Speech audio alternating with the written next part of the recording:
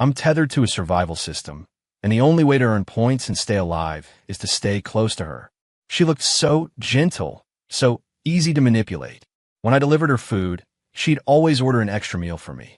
When she was being harassed, I was the one who got her out of there on the back of my e-bike. I even spent points to make it rain, just so we'd be forced to huddle under the same awning. I thought I had everything under control, until the system warned me not to catch real feelings. Until I uncovered her other identity. Until, at the bidding conference, she looked right at me and mouthed the words, "Game over." The rain had just stopped that evening, leaving the downtown Chicago streets slick and gleaming under the city lights. I was holding a bag with a cold lobster mac and cheese, standing outside Aria, one of those ridiculously expensive restaurants in River North. I was 10 minutes late. The customer was a regular, Trevor, a prick who used his daddy's money to find new ways to be an asshole every time he ordered. Tonight, he had a new girl with him, his arm wrapped possessively around her waist as he sneered at me. "Do you have any idea how long I've been waiting?" I held out the bag. "Sorry, man. Traffic was brutal." He ignored the bag, jerking his chin toward the wet pavement. "Put it down." I stared at him. I said, "Put it down." "Then pick it up," he smirked. "Pick it up, apologize, and we'll call it even." His date giggled, a high, sharp sound that grated on my nerves. My fingers twitched. A few scenarios flashed through my mind. Should I have his dad's little construction firm audited into bankruptcy by next week, or would it be more direct to have him investigated by the IRS for tax fraud? Both seemed like a hassle. I bent down, placing the bag on the damp concrete. Just as I was about to pick it up, another voice cut in. "Trevor." The voice was soft, with just the right amount of timidness. We both turned. A young woman stood in the shadows of the restaurant's entrance. She wore a simple white dress and looked like a strong breeze could knock her over. Trevor's expression soured for a second before he pasted on a fake smile. "Ava, what are you doing here?" The woman, Ava, ignored him. She walked over to me and, to my surprise, gave a slight bow of her head. "I am so sorry," she said, her voice sincere. "This is my fault. I'm sorry you got dragged into this." She then picked up the bag I had just set down, pushed it back into my hands, and finally turned to face Trevor. He was getting impatient. "This doesn't concern you, Ava. Stay out of it." Ava looked at him, her voice still as soft as silk, as if she were merely suggesting something. "Trevor, about that little incident last week. When you used the corporate card to buy your, friend that designer handbag, I don't think Mr. Henderson in accounting has told your father about it yet." The color drained from Trevor's face. "What the hell are you talking about?" "Oh, I'm not making it up," Ava said, blinking innocently. She pulled out her phone and flashed the screen at him. Mr. Henderson's contact info was clearly visible. "Should I call him right now?" "Put on speaker, and you can ask him for the details yourself." Her thumb hovered over the call button. Trevor's Adam's apple bobbed. Sweat beaded on his forehead. He snatched the food from my hand and snarled, "Just get out of here." Then he grabbed his equally stunned date and practically shoved her into the restaurant. It was just the two of us left on the sidewalk. A cool breeze blew in, off the lake. She turned back to me, a tired smile on her face. "It's okay now. You should probably get to your next delivery." I just stared at her, not moving. The moment she had apologized to me, a voice had echoed in my head. Cold. Mechanical. Ding. Contact with key individual Ava established. Survival points system activated. Current event. Hostile situation de-escalated. Plus 50 points. Time remaining. 71 hours, 58 minutes, 12 seconds. Points can be redeemed for survival time or items from the system store. Earn points quickly to survive. A translucent blue screen flickered in my vision, displaying my point balance and that damn countdown clock. 3 days. If I didn't get enough points in 3 days, I would die of cardiac arrest due to some unforeseeable circumstances. You gotta be kidding me. Ava saw me standing there and asked again, Are you okay?" I snapped back to reality, tugging at the ill-fitting DoorDash jacket I was wearing. "Yeah, I'm fine," I said. "Thanks for that." She shook her head, her smile faint. "I should be the one apologizing. He was taking it out on you because of an issue he has with me." She really did look like the kind of sweet, harmless girl who gets pushed around. But she'd also just terrified Trevor with a few quiet words. Proximity to key individual Ava maintained. Plus 1 point. The notification chimed again. I looked at the numbers ticking up on the screen and at that fatal countdown clock. My mind was made up. This girl was my lifeline. For the next 2 days, I delivered food and studied this damn system. There was basically only one source of points. Ava. Get close to her, get points. Help her with her problems, get more points. The system store was full of all kinds of bizarre stuff. 24-hour luck forecast, 100 points. One-time target mood analysis, 50 points. The cheapest item was localized weather forecast, light rain, for a measly 10 points. Redeeming survival time was expensive. The first 24 hours cost 100 points, the next cost 200, then 400. It doubled every day. I did the math. To stay alive, I couldn't just rely on the trickle of points I got from being near her. I had to help her.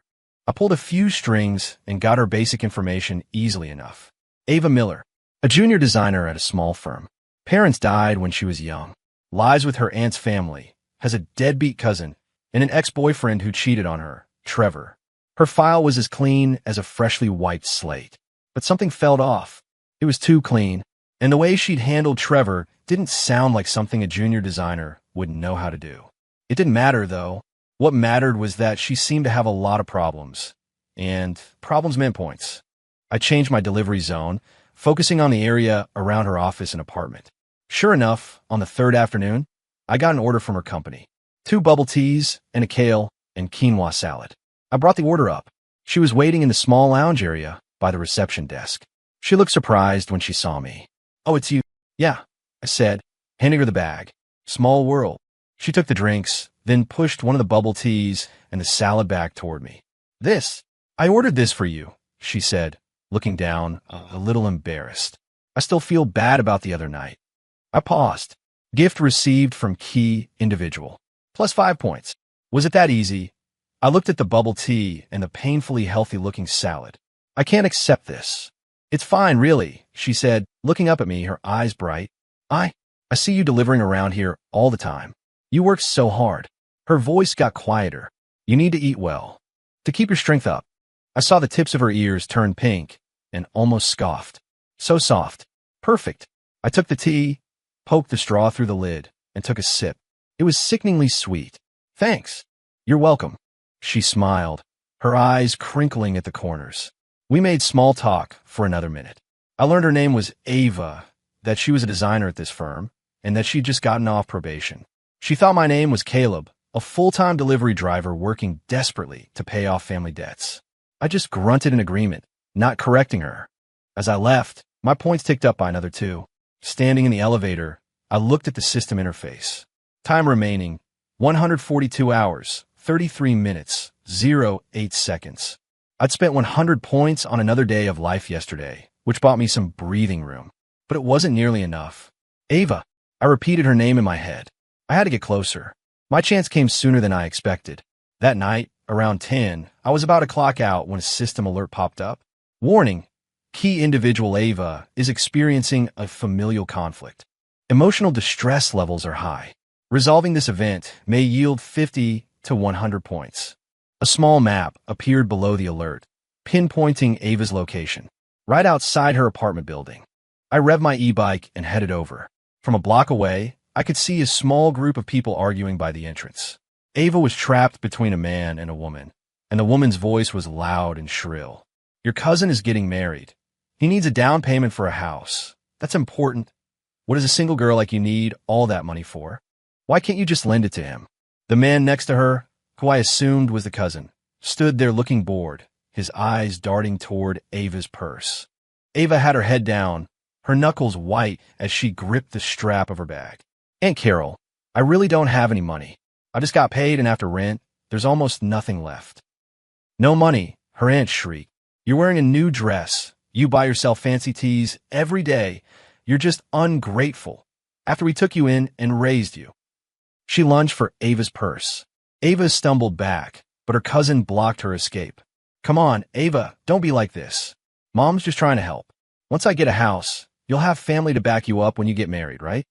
A few neighbors were peering out of their windows, but no one intervened. I twisted the throttle, the e-bike's motor whirred, drawing their attention. All 3 of them looked over. When Ava saw me, her eyes widened in surprise, mixed with a little humiliation. Her aunt looked me up and down, taking my delivery uniform and beat-up bike with a look of pure contempt. "Who's this? Your boyfriend? No wonder you're broke, shacking up with a delivery boy." Ava bit her lip and said nothing. I parked the bike and walked over. I ignored the mother and son and spoke directly to Ava. "Ready to go. I've been waiting. I thought we were going to catch that late movie tonight." Ava stared at me for a second before catching on. "Oh, right. I'm ready." Her aunt wasn't having it. "What movie? We're not done here. Ava, you're giving us that money tonight." I stepped between Ava and her aunt. "Ma'am," I said, my tone polite but firm. "What Ava does with her money is her business. And who the hell are you? This is a family matter. It's got nothing to do with you." Her cousin stepped forward, trying to shove me. I didn't move an inch, just met his gaze. Maybe it was something in my eyes, but he froze, his hand hovering in the air. "A family matter?" I let out a small, humorless laugh. "Mugging your niece at her front door is a family matter. Should I call the cops and let them sort out this family matter for you?" "You think you can scare me?" the aunt screeched. "This isn't a threat," I said, pulling out my phone and dialing 9-1-1. I held the screen up for them to see. "Just tell me, should I press send?" The color drained from their faces. Ava gently tugged on my sleeve. "Caleb, it's okay," she whispered. Her aunt shot us one last venomous glare, saving the worst of it for me. "Fine, Ava. Just fine. You bring in an outsider to turn against your own family. You just wait." With that, she dragged her son away, cursing under her breath. The onlookers disappeared. It was just us. Ava let out a long sigh, her shoulders slumping. "Thank you. You saved me again. Familial conflict event resolved. Plus 80 points. The system's notification was music to my ears. Seeing my points jump to 182 put me in a much better mood. "Happy to help." She looked at me, then at my e-bike, and hesitated. "Were you really waiting to take me to a movie?" "Just an excuse," I said, pointing to the bike. "I was heading home for the night and saw you were in trouble." "Oh," she nodded, falling silent for a moment. The night air was getting chilly. She was only wearing a thin dress and subconsciously wrapped her arms around herself. "Let me buy you dinner," she said suddenly. "As a thank you." Dinner invitation from key individual received. Plus 10 points. A bonus. Nice. Sure, I didn't refuse. But I don't know this neighborhood well. "You lead the way." She smiled and pointed down a side street. "There's an all-night diner over there. They make a pretty good chili." "Hop on," I said, swinging my leg over the bike. She hesitated for a second before sitting sideways on the back, her hands gripping the cargo rack behind her as she tried not to touch me. "Hold on tight," I said, twisting the throttle. The bike lurched forward. She let out a small gasp, and her hands shot out, grabbing a fistful of my jacket at my waist. Even through the fabric, I could feel the warmth and pressure of her grip. She quickly let go, her hands flying back to the cargo rack. "It's fine." I slowed down.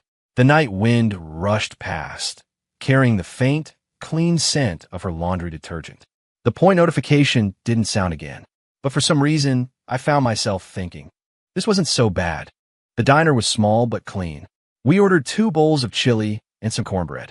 She seemed genuinely hungry, eating quickly. "Slow down," I said, pushing the basket of cornbread closer to her. "No one's going to steal it." She gave me an embarrassed smile and slowed down. "Thank you again for today," she said.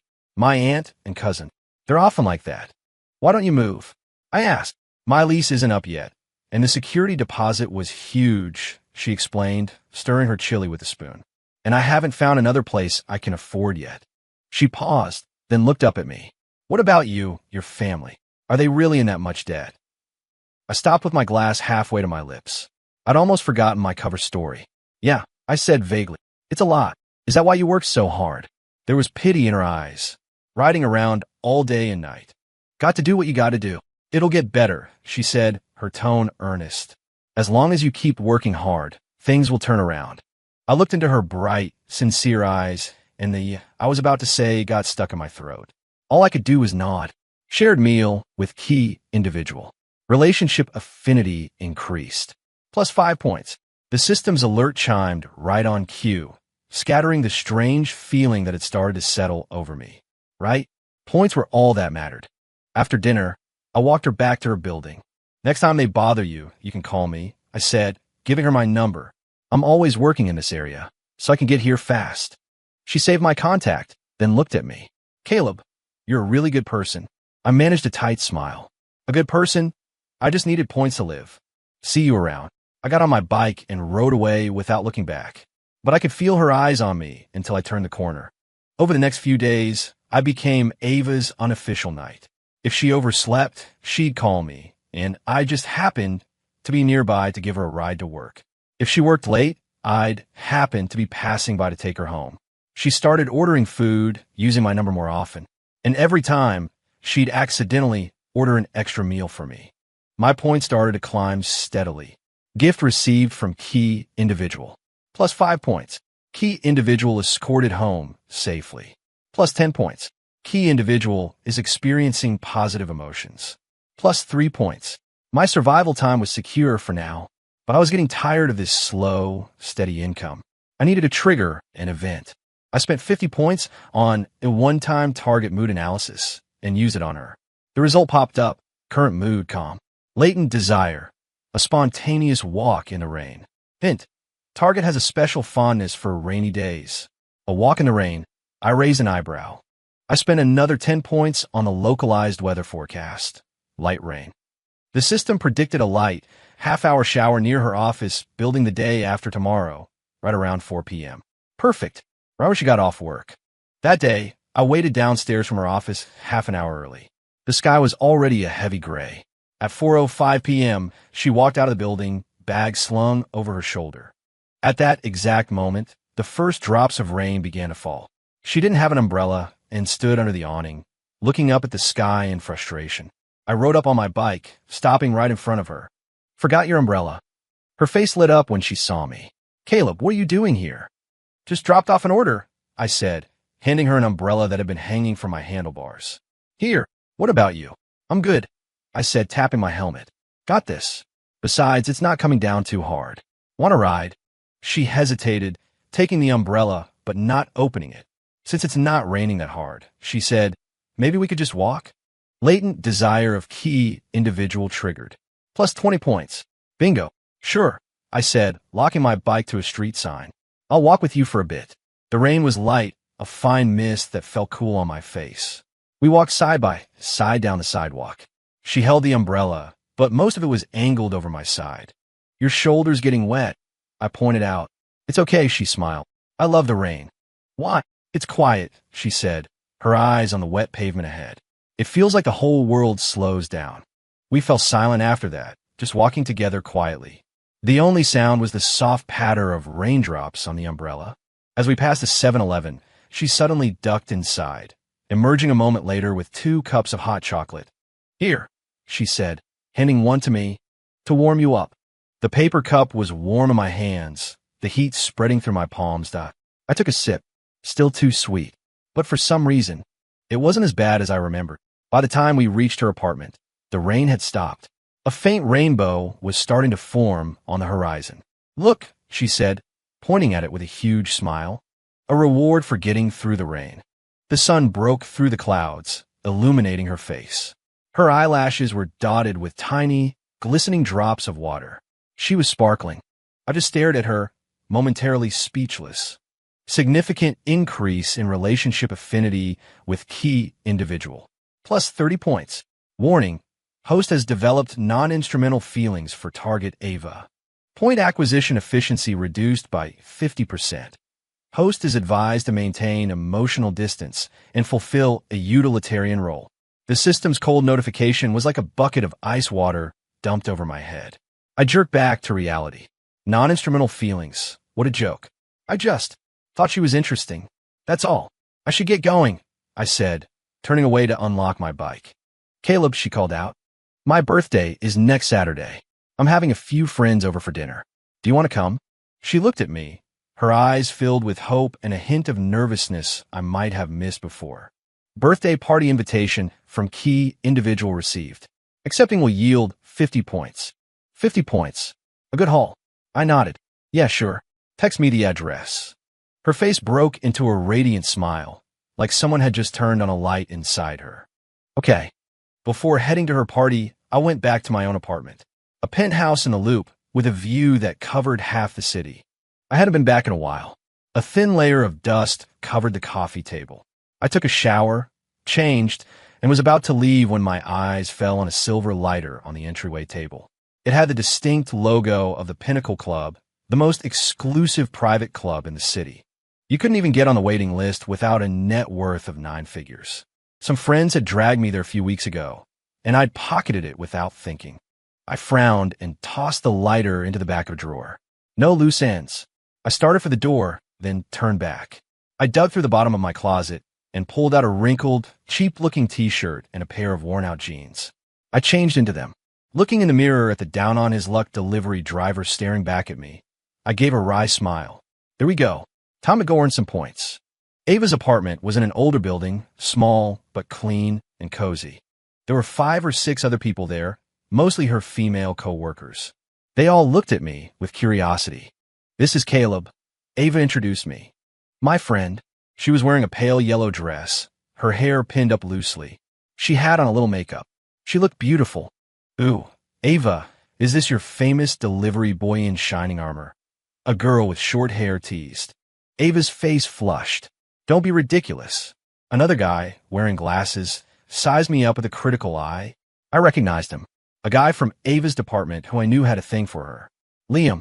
The party was fine. We ate, cut the cake, and made small talk. I played the part of the quiet, slightly awkward guest. The system pinged occasionally with small rewards like participated in key individual's social event. Plus 5 points. It wasn't until Liam had a few craft beers that he started running his mouth. Ava, I'm not trying to be a jerk, he said, slinging an arm over her shoulder. But you're just too nice. That's why your aunt and cousin walk all over you. Ava just smiled weakly and didn't respond. You need to stand up for yourself. Next time they show up, you call the cops, or better yet, call me. I'll handle them for you. He shot a pointed look in my direction. Calling on some people isn't always the best solution. The table went quiet. Ava's expression tightened. Liam, you've had too much to drink. I'm not drunk, he waved his hand dismissively, then turned his attention to me. Caleb, right? Look, no offense to delivery guys, but it's a dead-end job. You're out there busting your ass in the sun and rain for what? A few bucks. How are you supposed to take care of someone like Ava? I put down my fork and looked at him. Ava jumped in first. Liam, what is wrong with you? Caleb is. I put a hand on her arm, a silent signal for her to calm down. Minor conflict event triggered. Rivals provocation. Resolution will yield 30 points. Oh, a pleasant surprise. I looked at Liam, my voice calm. You're a project manager at Omnicorp, right? He blinked. How did you know that? I didn't answer, just continued. Last month on that partnership project with Viridian, there was an issue with the initial market research data, wasn't there? Caused the company a pretty significant loss. And the lead on that project, I believe his last name was O'Connell. His face went pale. I don't know what you're talking about. Maybe not, but I'm sure your director, Mr. Sterling, knows, I said, picking up a napkin to wipe my mouth. I was delivering to your office last week and overheard him on the phone. He sounded pissed. Liam's jaw hung open. His face went from red to white, and sweat started to bead on his forehead. Everyone else at the table just stared, unsure what to say. Ava looked at me with wide, surprised eyes. I stood up and said to Ava, I'm just going to get some air. Without a second glance at the shell-shocked Liam, I walked out onto the balcony. The balcony was tiny, crowded with a few potted plants. The night air carried the smell of barbecue from a restaurant down the street. A minute later, Ava joined me. I'm so sorry, she said, leaning against the doorframe. Liam, he's not usually like that. It's fine, I said. I didn't take it personally. She came and stood beside me, and we looked out at the river of headlights on the street below. Was that true, what you said about his project? You're a delivery driver, I said lightly. You go everywhere. You overhear things. Oh, she said, not pressing the issue. We stood in silence for a moment. Caleb, she said suddenly, her voice soft. Sometimes, I feel like you're not just a delivery driver. My stomach tightened. What do you mean? It's just a feeling, she said, turning to look at me. In the dim light, her eyes seemed to shine. You seem to know a lot about a lot of things. And when things go wrong, you're always so calm. I looked away. You're overthinking it. A guy's got to be tough to make a living. She didn't say anything else. We just stood there on the balcony, the noise from the party inside feeling a world away. Rival's provocation successfully resolved. Plus 30 points. Private moment with key individual. Relationship affinity increased. Plus 10 points. The points were still rolling in. But that warning, point acquisition efficiency reduced by 50%, was like a splinter in my mind. I needed to pull back, at least mentally. By the time the party broke up, it was almost 11. I helped Ava clean up the living room. There was a lot of trash. I tied up the full bag. I'll take this down. I'll come with you, she said, and walk you out. We walked down the stairs side by side. The old motion-activated lights in the stairwell flickered on and off as we descended. After tossing the trash in the dumpster, we stood at the building's entrance.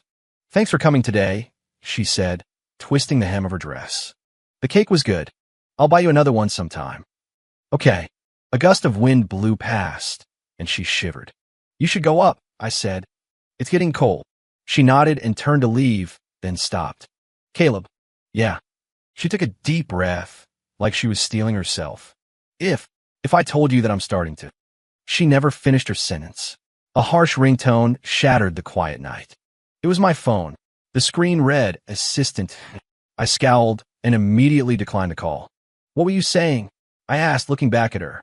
Her gaze flickered to my phone, and the courage she'd just mustered seemed to evaporate. Nothing, she said, shaking her head and forcing a smile. Just get home safe. I'm going up. She turned and hurried back inside. The stairwell lights lit up one floor after another until they reached her level. I stood there in the dark, an unfamiliar feeling of irritation churning in my gut. It wasn't because I just missed out on a potentially high-value confession. It was because I think I really wanted to hear what she was going to say. After that night, something shifted between Ava and me. She still ordered food from me, still accidentally got an extra meal. I still gave her rides home from work. But the deliberate, calculated help on my part lessened. It felt less like a strategy and more like a routine. I even started to forget to obsessively count my points. Until the day a red warning flashed across my vision. Warning, survival point balance is critically low. Time remaining, 23 hours, 47 minutes, 12 seconds. Acquire points immediately. I froze, pulling up the details.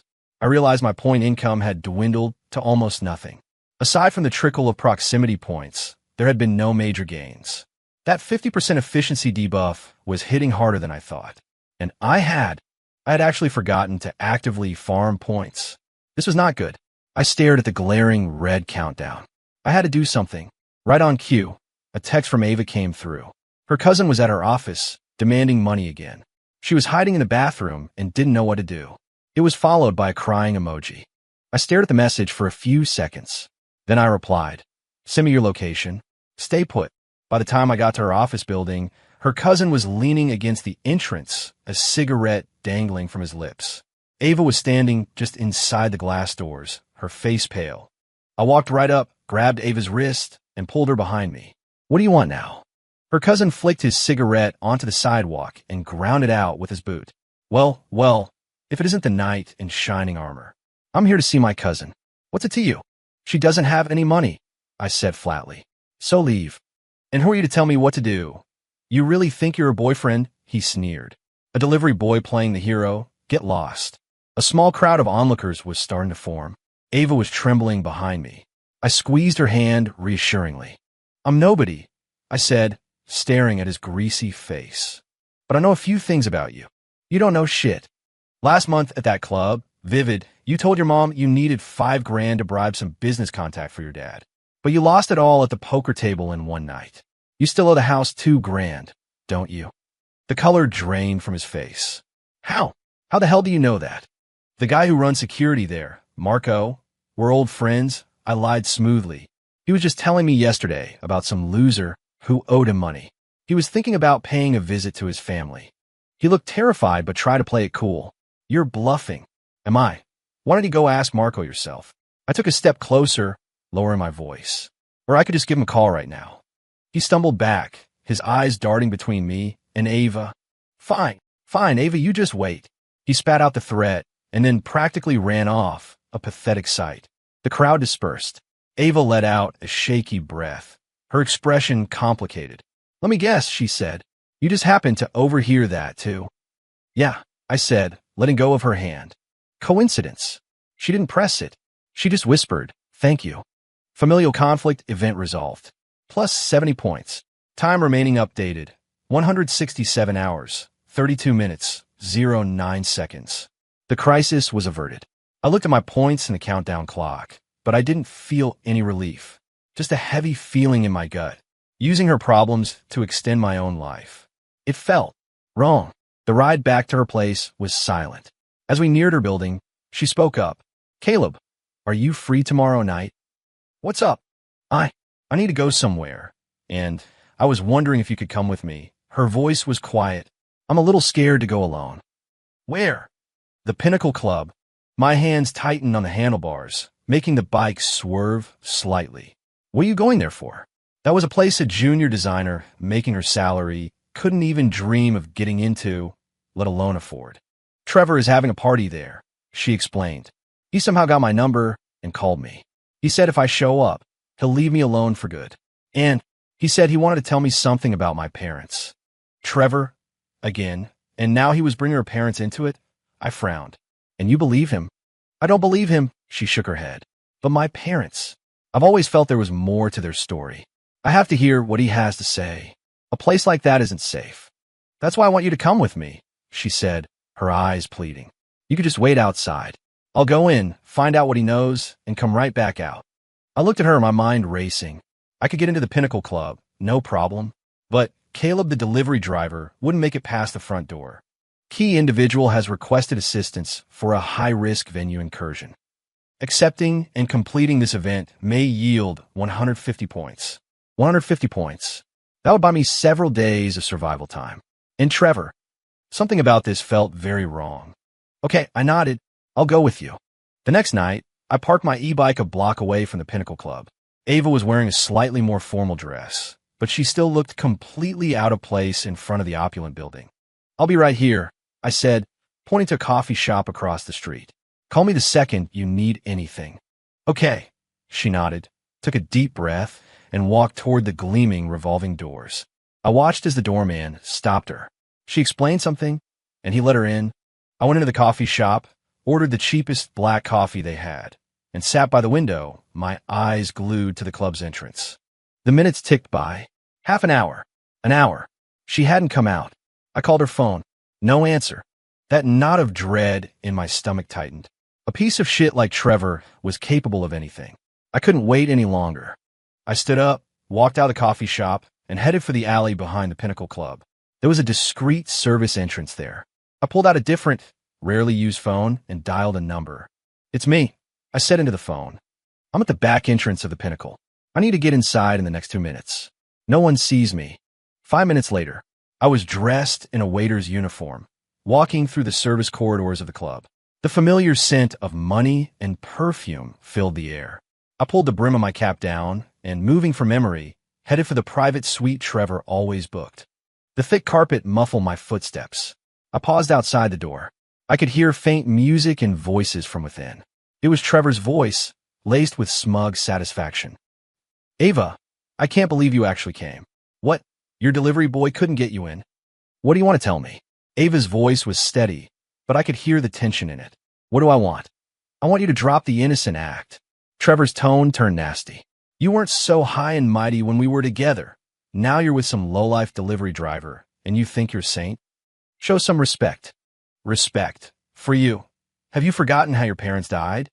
If they hadn't pissed off the wrong people, they wouldn't have ended up like that." My blood ran cold. Her parents' deaths. There was more to it. "What are you talking about? Tell me everything." Ava's voice trembled. "Tell you everything? Sure." Trevor laughed, a slimy, predatory sound. "Drink this, have a little fun with me, and I'll tell you whatever you want to know." "How about it?" I heard the clinking of a glass and the sound of a struggle. "Get off me." I kicked the door open. The scene inside sent a surge of rage through me. Trevor was holding Ava by the wrist, trying to force a glass of wine to her lips. A few of his cronies were sitting on the couch, watching and laughing. Everyone froze when I burst in. Trevor let go of Ava, his face contorting with anger. "Who the hell are you? Get the hell out of here." Ava scrambled over to me, grabbing my arm. She was shaking. I looked at her disheveled hair and the red marks on her wrist, and I couldn't hold back my fury. I took off the waiter's cap and threw it on the floor. I looked at Trevor. Trevor, my voice was ice. "You've gotten bold since I last saw you." When he recognized my face, his expression shifted from shock to disbelief. You're the delivery guy. How did you get in here? What are you wearing? You're dead." He grabbed a bottle from the table and lunged at me. I didn't move. The moment he was within reach, I sidestepped and drove my foot into the side of his knee.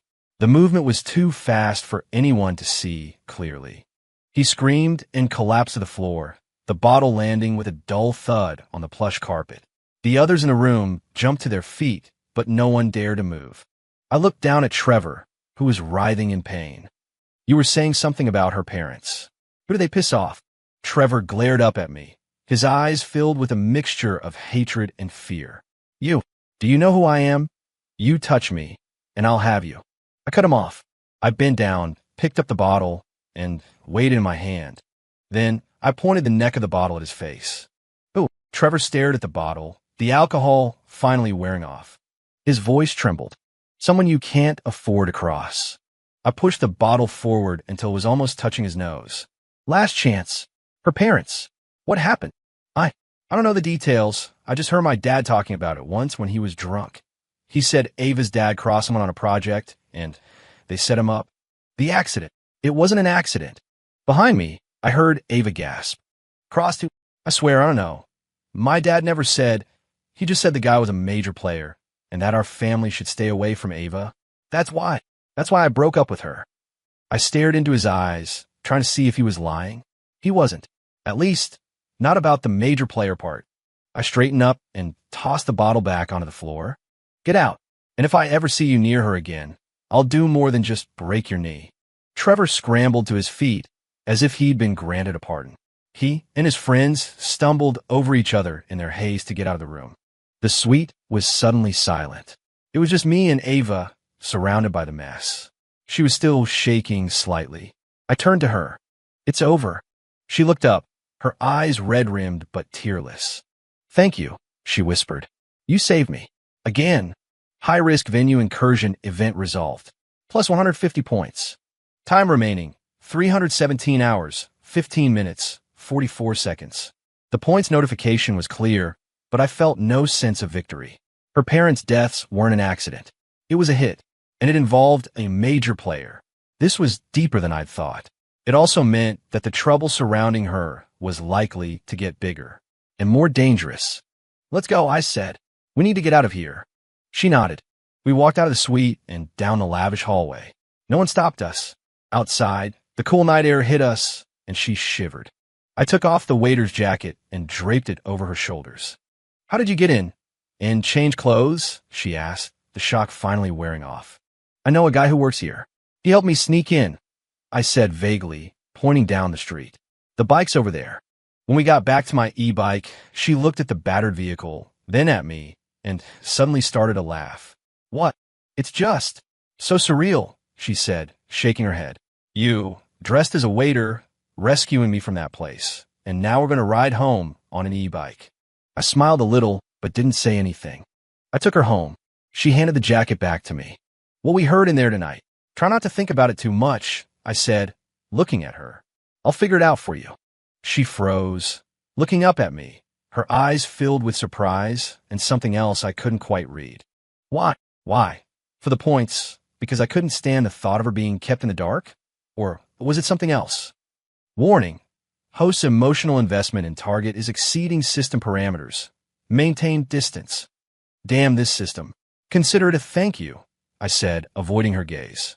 "For all the free meals." She was silent for a few seconds. "Caleb." "Yeah." "Who are you, really?"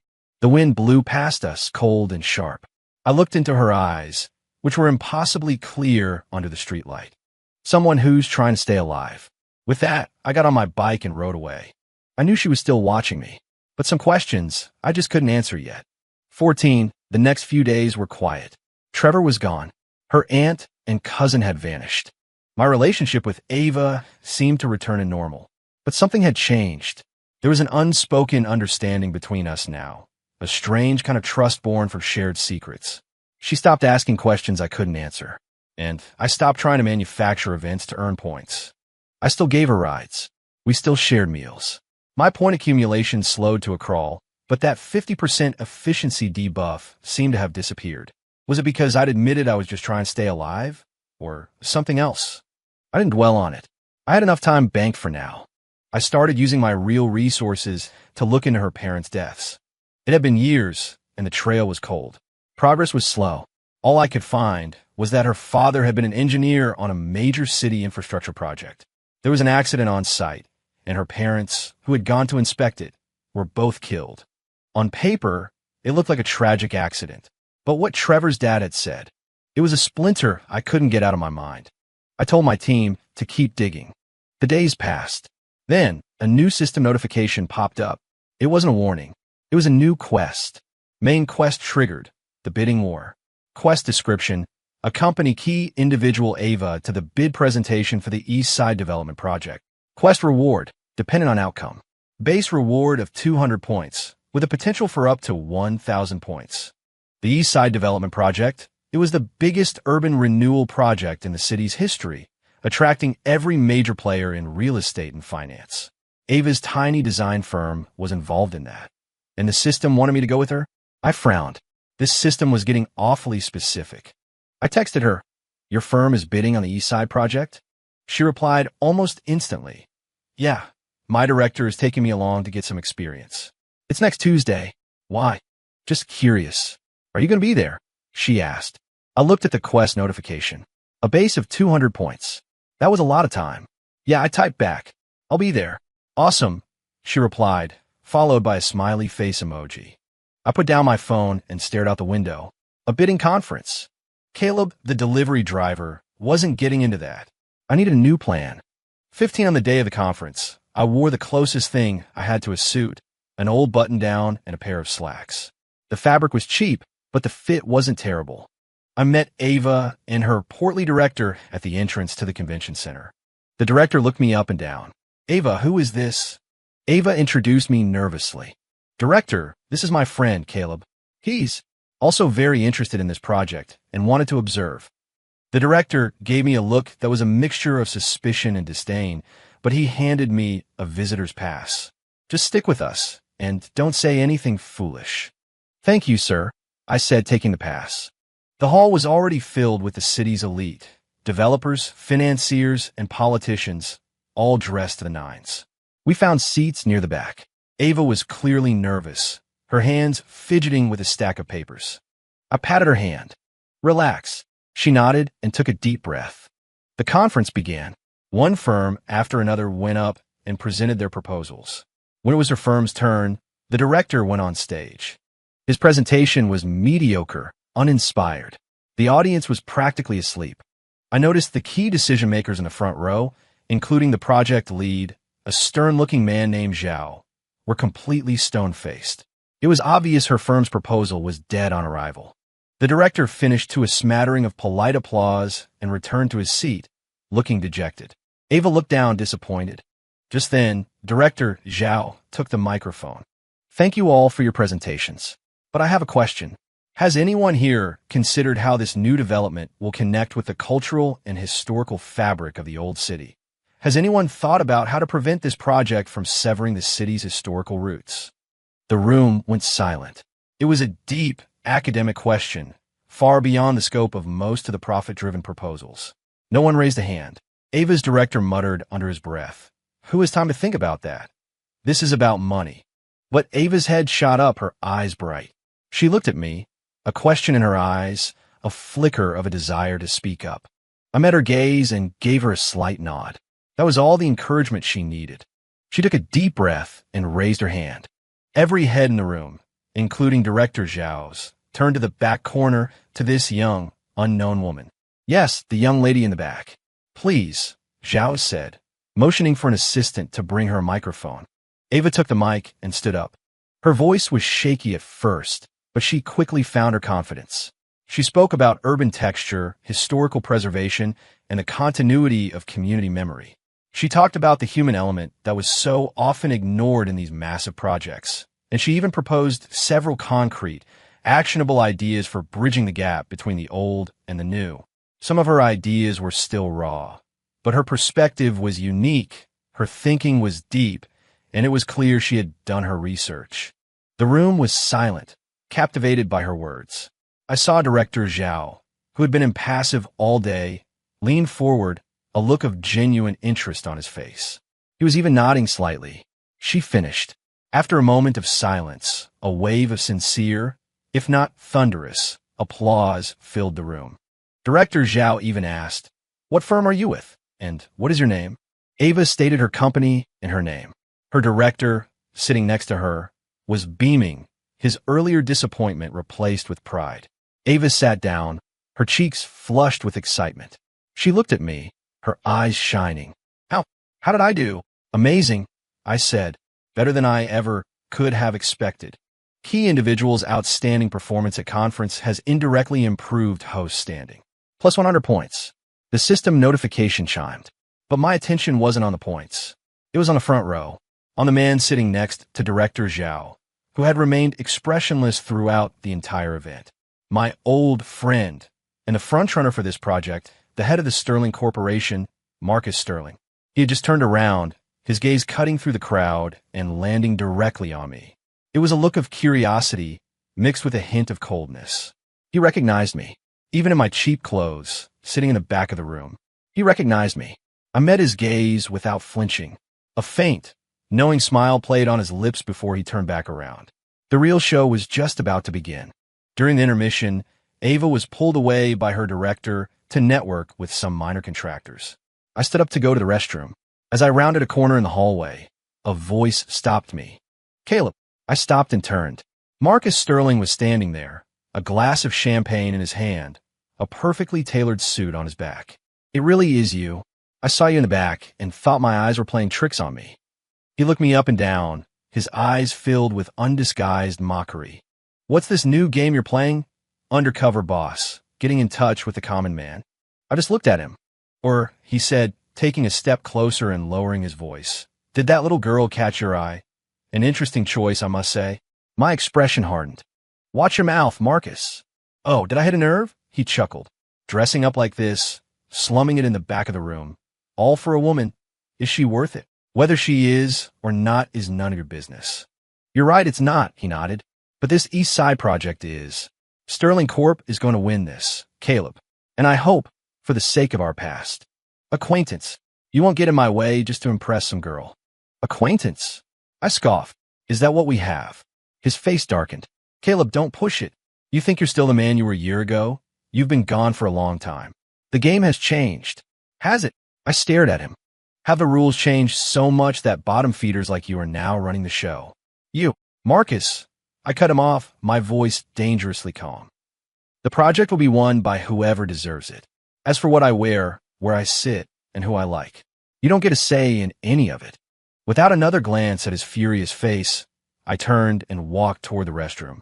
I could hear him behind me. "Fine, we'll see about that." I looked at my reflection in the restroom mirror. Yeah, I had been gone for a long time. Long enough for every stray dog to think it could bark at me. It was time to remind them all. To remind them who Caleb Hale really was. I didn't go back to my seat for the second half of the conference. I sent Ava a text saying something came up, and I had to leave. Then I went straight to the parking garage. My black sports car, covered in a thin layer of dust, was parked in a forgotten corner. I unlocked it and got in. The roar of the engine was both familiar and strange. I pulled out the burner phone I'd been using, turned it off, and powered on my real one. A flood of notifications for missed calls and messages poured in. I ignored them and dialed a number. "It's me." The person on the other end was silent for a moment. Then his voice came through, filled with a mixture of shock and reverence. "Mr. Hale, sir, you're back." "I am," I said, watching the city lights streak past the car window. "Get everything ready. I'm coming back." "Yes, sir, well, and one more thing," I interrupted. "I want a full workup on Marcus Sterling and Sterling Corp. Everything they have on the East Side project. I want to know every card they're holding and every weakness they have." Consider it done. I hung up. I pulled out of the garage and into the flow of city traffic. The game needed a new set of rules. For the next few days, I disappeared. No more food deliveries. No more contact with Ava. The identity of Caleb, the delivery driver, was officially on hold. I returned to my penthouse, to the world of Caleb Hale. There were mountains of work to catch up on, a tangled web of business relationships to reestablish. My assistant informed me that things had indeed changed while I was away. Marcus Sterling, in particular, had taken advantage of my absence to consolidate power. He was all but certain he had the East Side project in the bag. All but. I raised an eyebrow. Yes, sir, my assistant nodded. A new, private foundation has recently entered the picture. They're moving very quietly, but very aggressively. They seem to know Sterling's playbook inside and out, and have already poached several of his key backers. A new foundation. Who are they? We're still looking into it. They're registered offshore. The principal is anonymous, known only by the initial S. S? A thought flickered in my mind. Keep digging. Yes, sir. After dealing with the most urgent matters, I finally had a moment to check the survival system interface. I still had plenty of points and time left. Ava had sent me a few texts. Caleb, are you okay? I haven't heard from you in a few days. Why did you leave the conference so suddenly? Is everything all right? My company. We might actually make it to the next round.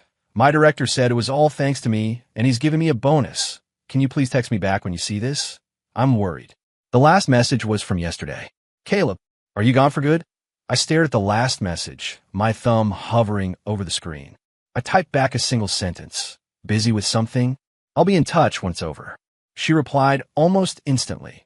Okay. As long as you're safe, do what you need to do. It was followed by a smiling emoji. I put the phone down and leaned back in my chair. A strange feeling washed over me. Was I using her? It started that way. But now, warning, host's emotional state is unstable. Remember the system's primary objective. The system's cold voice cut through my thoughts. The primary objective? To survive. That had never changed. But how I survived, and who I survived with. Maybe there were other options. A week later, the East Side project had reached its final stage. Only 3 contenders remained. Sterling Corp., the construction conglomerate Ava's firm, was now subcontracting for, and the mysterious S Foundation. The final presentation was held in a much grander venue. This time, I didn't wear a disguise. A custom-tailored black suit, impeccable hair, flanked by my assistant and security detail. I entered through the VIP entrance and took my seat in the front row, right next to Marcus Sterling. He saw me, and a muscle in his jaw twitched. His eyes were filled with shock and a dark, simmering anger. Hail you, Marcus. Good to see you again, I said with a calm smile, my eyes scanning the room. In the back, I saw Ava and her director. She saw me, and she froze. Her eyes went wide, filled with a mixture of disbelief, confusion, and a flash of understanding that looked like betrayal. She was looking at me like she was seeing me for the first time. No, like she was finally seeing me. The man in the delivery uniform, on the beat-up e-bike, who ate chili with her in a diner and protected her for bullies. And the man in front of her now, sitting in the front row, exuding an aura of power that separated them by an entire world. The 2 images were overlapping, and they were tearing each other apart. She looked down, refusing to meet my eyes. Her shoulders were hunched like a frightened bird. I felt an unexpected pang in my chest. Well, Mr. Hale is certainly enjoying himself. Marcus sneered beside me. Done playing pauper? Or did you just get bored of sitting in the back? I ignored him. The presentations began. Sterling Corp went first. Their proposal was grandiose, full of bluster. But if you listen closely, it was all smoke and mirrors. Then it was the conglomerate Ava's firm was working with. Her director presented again. He did a better job this time, but the core of his presentation was still Ava's idea about cultural integration. The response was lukewarm. Finally, it was the S Foundation's turn. A young woman in a sharp, professional suit and rimless glasses walked onto the stage. The moment she opened her presentation, I froze. Marcus Sterling actually shot to his feet. The design template, the data visualization, even some of the core financial models. They were nearly identical to Sterling Corp's internal proposal, except they were better, more refined, more accurate, and They systematically dismantled every weakness in Sterling's plan, offering a superior alternative. This is impossible. Marcus was pale. You stole our proprietary data. The woman on stage adjusted her glasses, her voice calm. Mr. Sterling, please don't make baseless accusations. All of our analysis is based on publicly available data and reasonable projections. Perhaps your company's strategy is simply predictable. Marcus was shaking with rage, but had no response. The room erupted in whispers. I looked at the woman on stage, then back at Ava, who was still staring at the floor. A suspicion began to form in my mind. Sue, the presentations ended. The review board went into a closed-door session to deliberate. The tension in the room was thick. Marcus was pacing, frantically making calls. I stood up and walked to the back of the room. Ava's director saw me coming and immediately jumped to his feet, a sycophantic smile plastered on his face. Mr. Hale, what an honor. I didn't even look at him. My eyes were on Ava. She finally looked up at me. Her expression was no longer soft or dependent. It was a cold, impenetrable calm. Ava, I began. Mr. Hale, she cut me off, her voice quiet but clear enough for me to hear. Or should I call you? Caleb, I need to talk to you. There's nothing to talk about. She stood up and grabbed her bag. The game is over, Mr. Hale. She looked me right in the eye and mouthed 4 words that were an exact echo of the system notification I received when I first started this. Game over. Then she turned and walked out of the conference hall without a single look back. I watched her go, the explanation I wanted to give caught in my throat. Warning, key individual has broken from control. Main quest, the bidding war has failed. All points have been zeroed out. Time remaining, 71 hours, 58 minutes, 12 seconds. The points counter on my system interface reset to 0. The glaring red countdown clock started ticking again. 3 days. I stood there, frozen, staring in the direction she had gone. The noise of the room faded away. So, I wasn't the only one playing a role. Did she have a system, too? A quest of her own? Was it to outsmart me? Or to hunt people like me, players who were trying to use her? I thought I was the hunter, and she was the prey. Turns out, I was just the fool she was playing with all along. The final decision was announced. The S Foundation won the core contract for the East Side project by a landslide. Sterling Corp was crushed. Ava's firm, thanks to her cultural integration idea, was awarded a small, secondary contract. A crumb from the table. Marcus Sterling had a full-blown meltdown when the results were announced and had to be escorted out by security. I didn't care about any of that. My entire focus was on the red countdown clock that had reappeared in my vision. The moment Ava said game over, my points had been wiped, and the clock had reset. But then, just a few seconds later, as the representative from the S Foundation was walking on stage to accept the award, the system chimed again. It wasn't a warning. Special conditions have been met. Survival game version is updating. Update complete. Symbiosis mode has been activated. Symbiotic partner, Ava Miller. Current symbiosis points, 0. Time remaining, infinite. Note, in symbiosis mode, the life states of both partners are linked. Points are earned and spent jointly. Please proceed forward with your partner. I was stunned. Symbiosis, life states linked. Infinite time. What the hell was going on? I tried to query the system for an explanation. All I got was a single, cold response. Both systems detected as being of the same origin. The hidden conditions identity exposed and mutual emotional resonance were met simultaneously, triggering a system merger and upgrade. Same origin. So Ava really did have a system, mutual emotional resonance, my feelings for her, and hers for me. Just then my phone vibrated. It was a text from an unknown number. Mr. Hale, we need to talk. It was Ava. No, maybe I should call her. We met at a quiet cafe. She was already there when I arrived, sitting at a table by the window. She was wearing a simple white dress again, looking nothing like the powerhouse from the conference. But her eyes were different.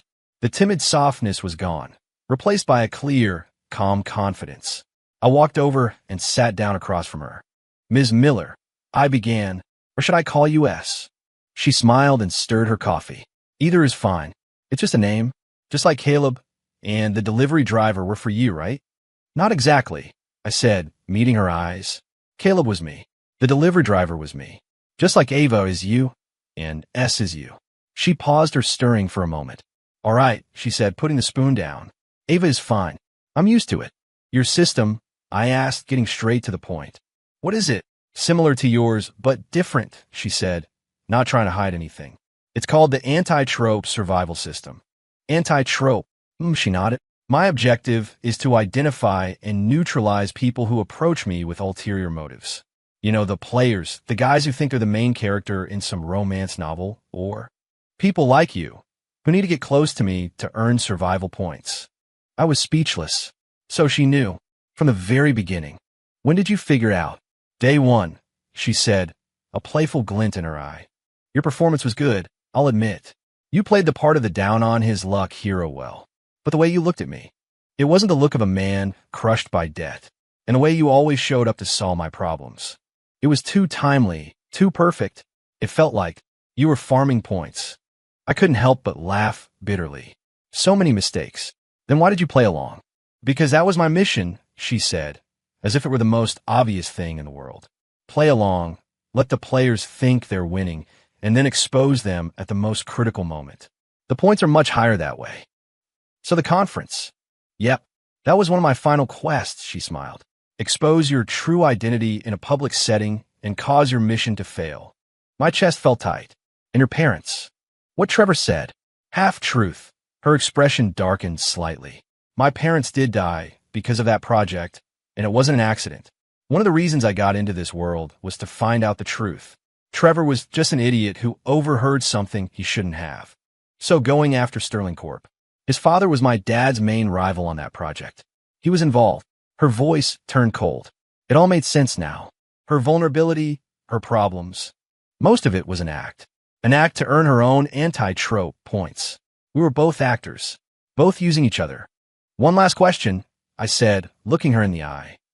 That night, outside your apartment, what were you going to say? She was quiet for a moment, her gaze dropping to her coffee cup. I was going to say that I thought I was starting to fall for you. My heart skipped a beat, even knowing I was using you. Yeah, she nodded softly. Feelings don't always make sense. I knew you were acting, but in some moments. I felt like the man who frowned when my shoulder got wet in the rain, who walked with me in silence, who stood in front of me without hesitation when I was in trouble. That man wasn't entirely an act. She looked up at me. Just like I know that you could have kept deceiving me to earn points, but you didn't. You started to avoid me. You started investigating my parents' deaths on your own. Your feelings for me weren't entirely about utility, either. Were they? I said nothing. That was my answer.